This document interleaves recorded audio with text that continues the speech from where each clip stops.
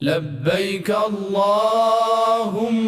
लब्बैक। दोस्तों, क्या आप यकीन करेंगे कि अगर मैं आपसे कहूं कि उत्तर प्रदेश के इन खेत खलियान और पगडंडियों का कनेक्शन सीधा खाना काबा से है। हाँ, वही खाना काबा जो हर मुसलमान के लिए सबसे मुकद्दस जगह मानी जाती है और सबसे मुकद्दस जगह है। पर हिंदुस्तान में इस जगह की सदियों पुरानी तारीख अपने सीने में ऐसे ऐसे राज दफन किए बैठी है जिन्हें सुनकर इंसान की अकल दंग रह जाए।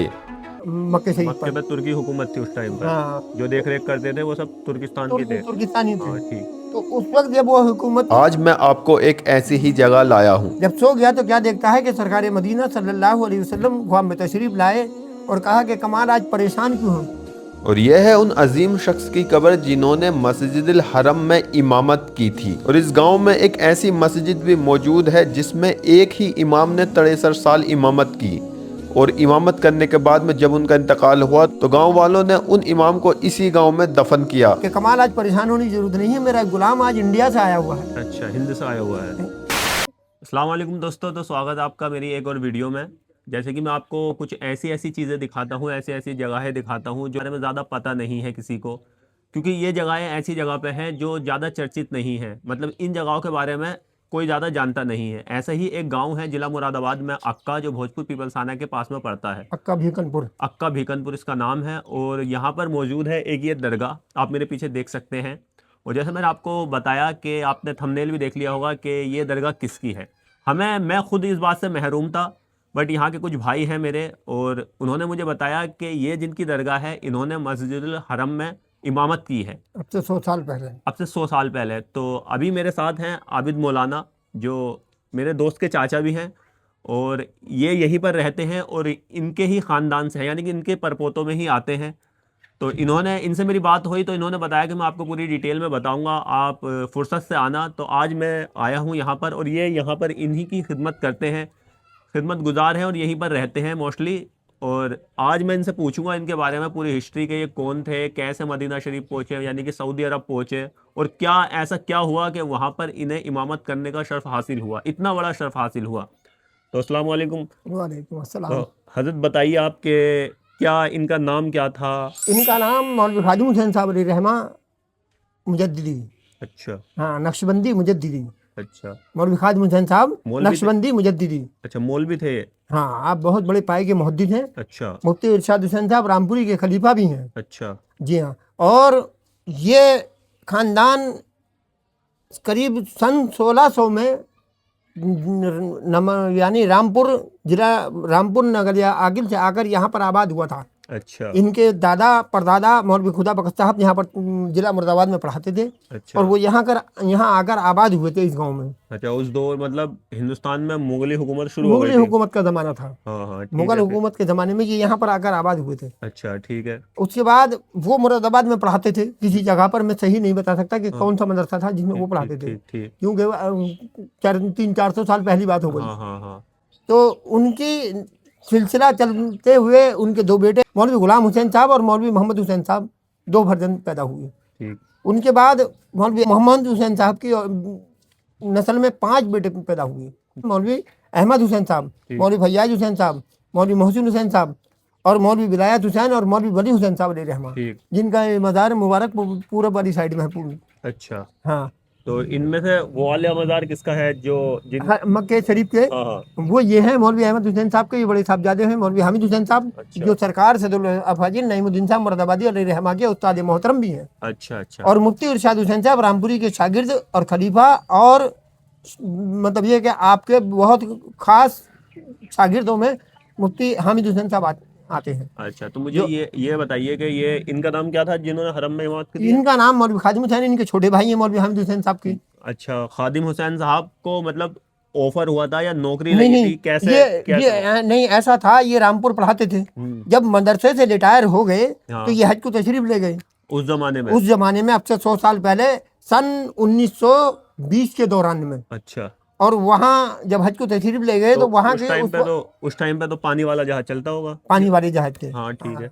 तो उस वक्त आप वहाँ जब हज को गए तो वहाँ से हज के दौरान में वहाँ के इमाम का इंतकाल हुआ या इमाम बीमार हुआ, अच्छा। कोई कमी पैदा हुई जिसकी वजह से इमाम का इंतजाम बादशाह ना कर सका शाम तक। बादशाह कौन था उस टाइम पे? बादशाह शाह कमाल पाशा था, जो मतलब तुर्की की हुकूमत थी तुर्की उस की टाइम पे? हुकूमत का कब्जा था अच्छा। मक्के शरीफ मक्के पर। पे तुर्की हुकूमत थी उस टाइम पर। हाँ, जो देख रेख करते थे वो सब तुर्किस्तान के थे। तुर्किस्तानी थे। हाँ ठीक। तो उस वक्त जब वो हुकूमत इमाम का इंतजाम ना कर सका बादशाह, हम्म। तो इसी जस्तजू में रात को सो गया। अच्छा। जब सो गया तो क्या देखता है कि सरकार मदीना सल्लल्लाहु अलैहि वसल्लम ख्वाब में तशरीफ लाए और कहा कि कमाल आज परेशान क्यों हो? कहा या रसूलल्लाह आज हमारे इमाम की कमी हो गई और हमारे इमाम का इंतजाम नहीं हो सका। तो बताया कि कमाल आज परेशान होने की जरूरत नहीं है, मेरा एक गुलाम आज इंडिया से आया हुआ है। अच्छा। जी है। तो बोले फला मुकाम पर है और ये उसका हुलिया है, ये इमामत अब उसके सुपुर्द कर दो। अच्छा। जब सुबह बादशाह ख्वाब से बेदार हुआ, अपने काम से फारिग होकर के आपकी बारगाह में मैं आपकी अपनी फौज के पहुंच गया। बुजुर्ग, आप यहाँ कैसे हैं? सब ठीक है हुजूर, अल्लाह की रहमत है।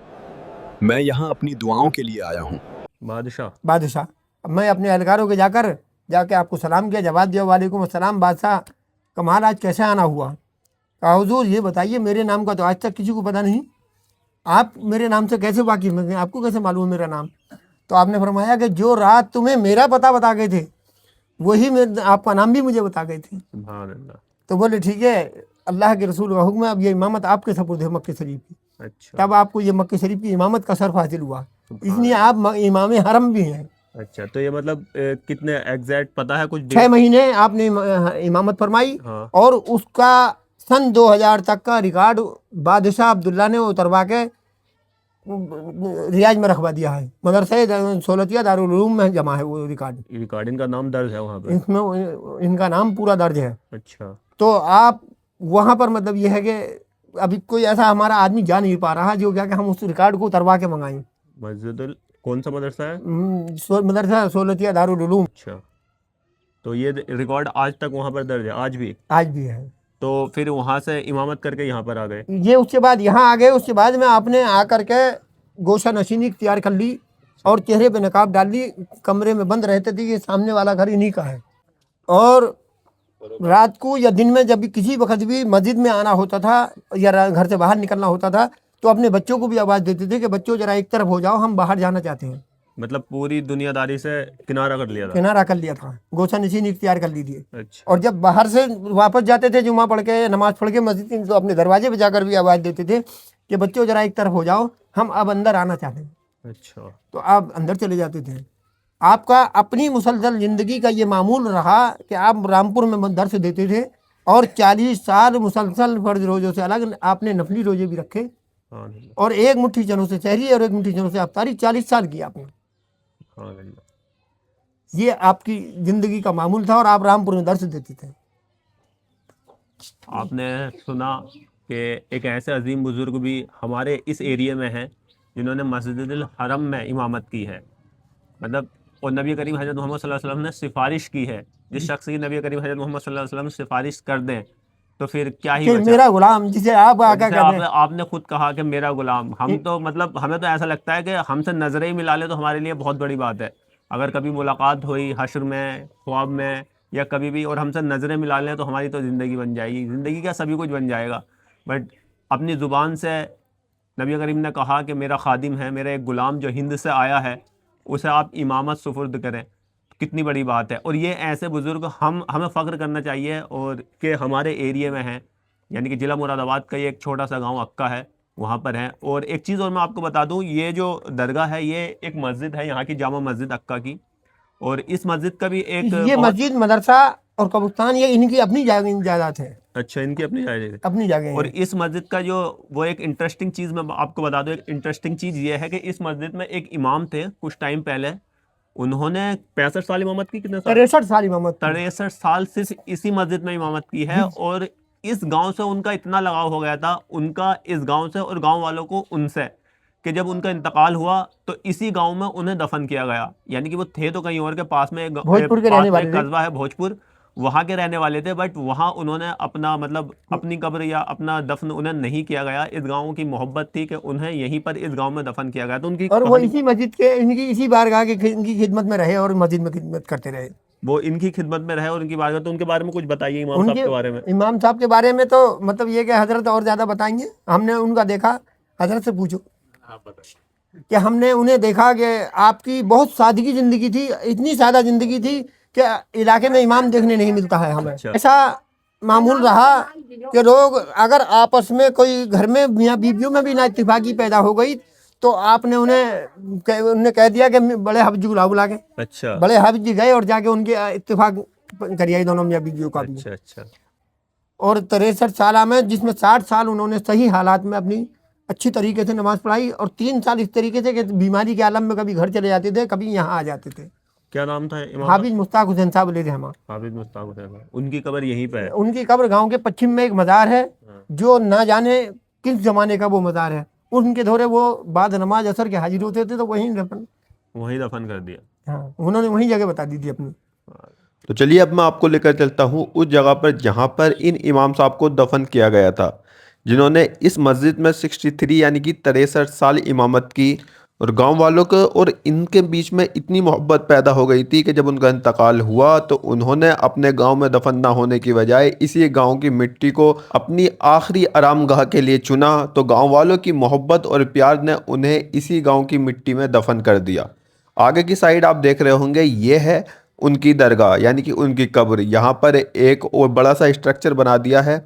तो चलिए अभी हम आपको अंदर की तरफ लेकर चलते हैं और दिखाते हैं उनकी दरगाह, इमाम साहब की दरगाह। जैसे ही हम इसके अंदर जाएंगे तो अंदर जाकर जब आप देखेंगे तो यहाँ पर 2 कब्रें नज़र आएंगी। ये 2 कब्रें, एक कब्र जो है वो उन इमाम साहब की है, और दूसरी कब्र जैसे कि मौलाना आबिद ने भी बताया कि ये बहुत पुराने बुजुर्ग हैं यहाँ पर जो दफन हैं, और इन्हें दफन हुए हुए बहुत साल हो गए हैं। इनके बारे में ज़्यादा जानकारी किसी को नहीं है, बट उन्हीं के पास में ही उन इमाम साहब को दफन कर दिया गया। ये देख सकते हैं आप, चारों तरफ से गेट है इस जगह का, और यहाँ पर 2 कब्रें मौजूद हैं जो उसी ज़माने की हैं। इनमें से एक इमाम साहब की है। तो दोस्तों देख सकते हैं आप, आज मैंने आपको एक ऐसे बुजुर्ग से रूबरू कराया, उनके बारे में बताया कि जिसके बारे में किसी को कुछ पता ही नहीं था, जिन्होंने मस्जिद हरम में इमामत की, और एक ऐसे इमाम जिन्होंने 63 साल सिर्फ एक ही मस्जिद में खिदमत की, और वो दफन भी उसी गाँव में हुए। तो मैं आशा करता हूँ आपको ये वीडियो और ये जानकारी बहुत अच्छी। एक इनके फर्जन मौलवी मकबूल हुसैन साहब रहमा, जो बराबर में मज़ार है मस्जिद के पीछे को, अशरफ कछोचा मुहद्दिस साहब से खिलाफत पाई थी, बहुत पाई के आलिम थे। उनके बाद ये इमाम साहब हमारे, उन्हें 97 या 98 साल पर्दा किए हुए मौलवी मकबूल हुसैन साहब। उसके बाद हाफिज हकीम मंजूर हसन साहब खिदमत करते रहे। उसके बाद इन्हें हाफिज मुश्ताक हुसैन साहब को अपना बेटा बनाकर हज को चले गए, और वो वहीं पर आराम फरमाए। अच्छा, वो मक्का मुअज़्ज़मा में ही दफन है। तो इतनी अजीम, इतनी ज़्यादा इंटरेस्टिंग जानकारी, इतनी ज़्यादा पाक साफ जानकारी मैंने आपको दी। मैं आशा करता हूँ आपको मेरी वीडियो ये अच्छी लगी होगी। तो ऐसे ही और इंटरेस्टिंग वीडियोस देखने के लिए मेरे चैनल को सब्सक्राइब करें, लाइक करें, शेयर करें। बहुत बहुत शुक्रिया।